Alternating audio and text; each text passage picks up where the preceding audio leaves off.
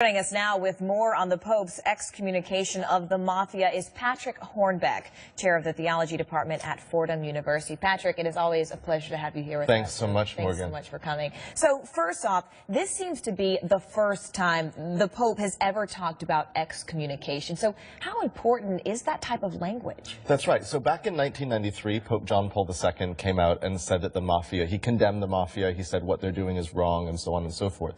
But this particular word, excommunication, carries so much weight in the Catholic world. It would mean that someone couldn't go to communion, they couldn't get buried in sacred ground, they couldn't have their funeral done by a Catholic priest. Now, technically the Pope didn't excommunicate any person. You have to do it individually. You have to say, Morgan or Patrick, you're excommunicated.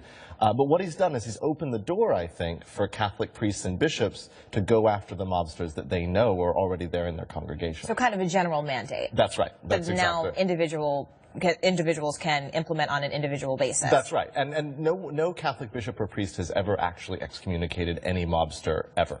Interesting. And so while that hasn't still happened yet, the Pope's created a climate where it's possible where that might happen going forward. So is that likely to really shake up the Mafia? Well, that's a great question. So this particular organization, the 'Ndrangheta, they do 52 billion euros a year in work. They do 26+ billion euros a year in the drug trade alone. And, you know, someone speculated it's about 3 or 4% of the Italian economy is just this one organization. So can the Pope take that group down? I don't think that's going to happen in the short run.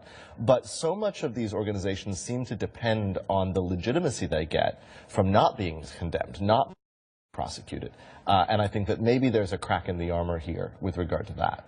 I want to go back to something you mentioned earlier, though. You mentioned the condemnation in '93. But when the Catholic Church condemned organized crime back in '93, the Mafia responded by bombing several churches. So that's right. In reality, is the Pope putting his life at risk? Well, that's a great question. I think one of the things that we've seen with this Pope since he became Pope is that he's pretty fearless.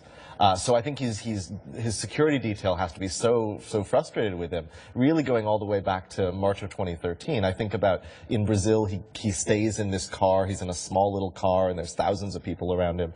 He goes to the Holy Land and he gets out and he walks up to the wall between the Israeli territories and the Palestinian territories. So he's fearless. He said in an interview recently that, you know, he's in his groundbreaking. That's right. He said recently he's in his late 70s and God's going to call him home when God will. But the amount of faith that takes and the amount of commitment that takes to speak the truth, it's really impressive.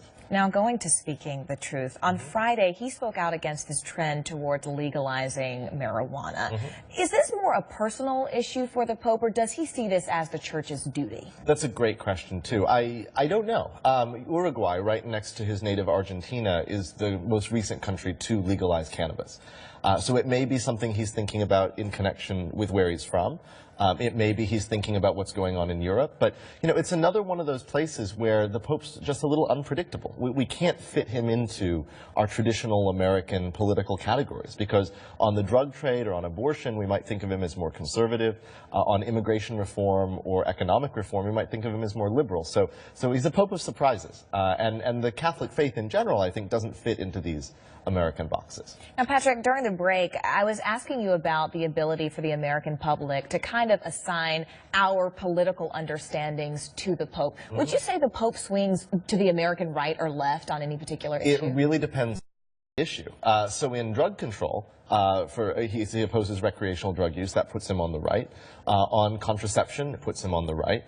We don't know completely where he is on gay marriage and civil unions. He's signaled some openness, but he's generally on the right.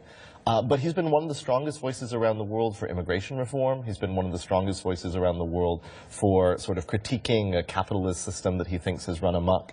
And so he doesn't fit. And I think that's one of the most... He's almost like the rock star. That's right. And he has an 87% approval rating. So maybe our politicians have something to learn from that. All right. Thanks so much. Patrick Hornbeck, chair of the theology department at Fordham University. Patrick, it's been a pleasure to have you with us. Thank you so much. Always.